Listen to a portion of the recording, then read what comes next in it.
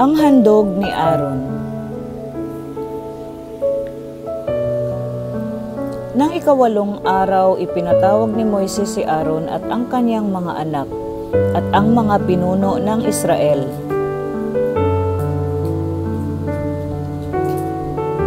Sinabi niya kay Aaron, kumuha ka ng isang batang toro at isang lalaking tupa na walang kapintasan at ihandog mo kay Yahweh. Ang unay handog para sa kapatawaran ng kasalanan at ang ikalaway handog na susunugin.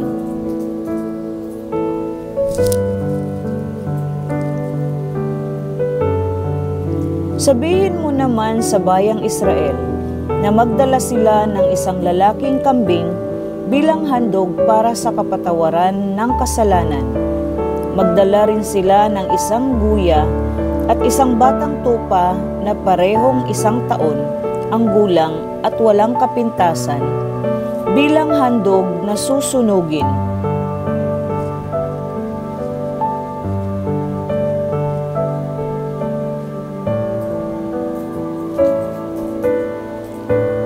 Pagdalhin mo rin sila ng 1 toro at isang lalaking tupa upang ihandog kay Yahweh bilang handog pangkapayapaan.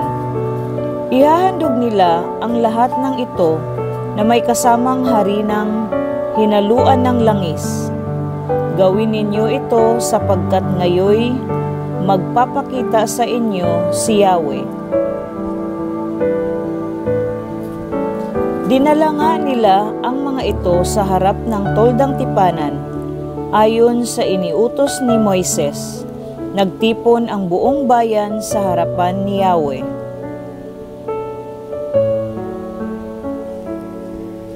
Sinabi sa kanila ni Moises, ito ang utos ni Yahweh na dapat ninyong tuparin upang mahayag sa inyo ang kaluwalhatian niya.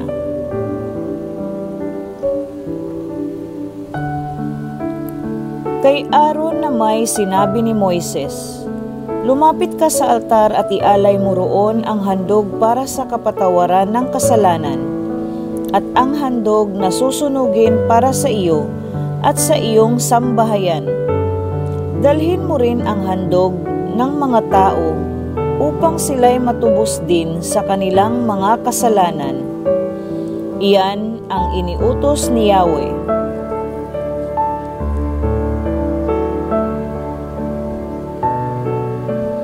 Lumapit nga si Aaron sa altar at pinatay ang guya bilang handog para sa kapatawaran ng kanyang kasalanan.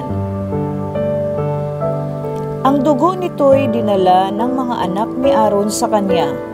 Inilubog naman niya sa dugo ang kanyang daliri at nilagyan ang mga sungay ng altar at ibinuhos sa paanan nito ang natira. Ngunit ang taba, mga bato at ang ibabang bahagi ng atay ng handog para sa kapatawaran ng kasalanan ay sinunog niya sa altar gaya ng iniutos ni Yahweh. Ang laman at balat nito ay sinunog naman niya sa labas ng kampo. Pinatay rin ni Aaron ang handog na susunugin. Ibinigay sa kanya ng kanyang mga anak ang dugo nito at ibinuhos sa paligid ng altar. Ibinigay din sa kanya ang kinatay na handog at kasama ng uloy sinunog niya ang mga ito sa altar. Hinugasan niya ang laman loob, ang mga hita at sinunog din sa altar, kasama ng iba pang bahagi ng handog na susunugin.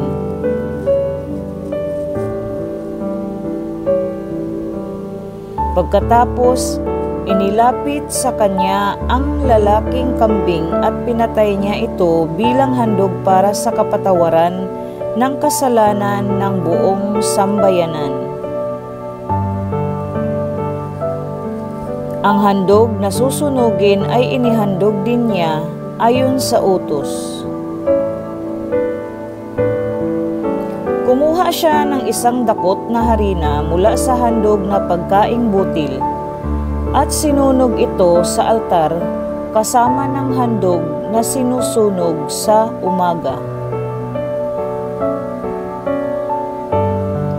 Sa kahuli-hulihay pinatay niya ang toro at ang lalaking tupa, ang handog ng mga tao para sa kapayapaan.